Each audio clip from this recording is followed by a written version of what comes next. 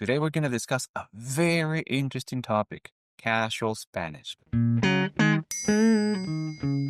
Hello everybody, I'm Daniel and welcome back to Spanish 55. Why do some Spanish speakers use words that are technically incorrect, like haiga instead of haya or dijistes instead of dijiste?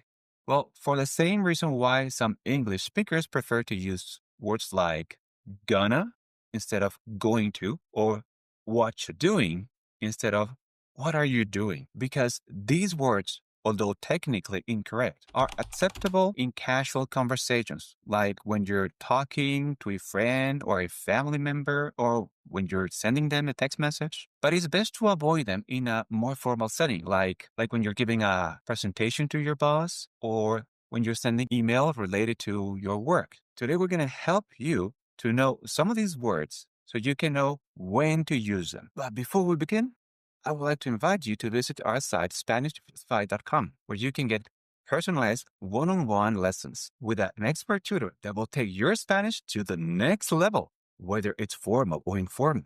Oh, and the first consultation is completely free. Check it out.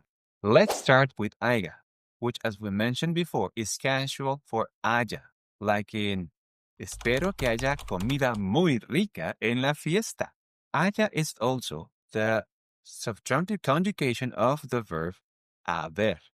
The subjunctive mood is probably one of the biggest challenges for most of our students. And as you can see, it's also hard for native speakers as well. Now, another thing that is quite common is adding an extra S at the end of verbs like dijiste, hiciste, viniste. For example, dijistes que iríamos al parque.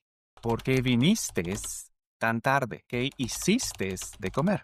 Now, before we continue, have you ever wondered what would happen if you decided to start taking Spanish lessons with a qualified tutor? Well, in our podcast, Conquering Spanish, Interview with Learners, we are featuring real students, just like you, who transformed their Spanish skills through personal coaching. The link to the podcast is in the description box below. No te lo pierdas. Now, it's quite common that people will add extra letters to other words, like traíba instead of traía, which means to bring, like in mi abuela siempre me traía muchos dulces. Another thing people also do is to make some changes to words, like naiden instead of nadie, which means nobody, like in no había naiden. Variations like traíba, naiden are quite common in rural areas, but they have spread out to other places. This shows how languages change and adapt over time. And finally,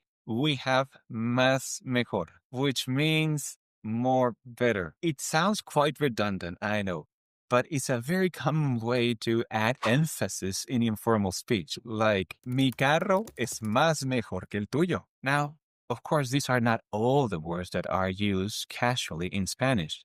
If you have some questions regarding the meaning of some words that you've heard in casual conversations, let them know in the comments below.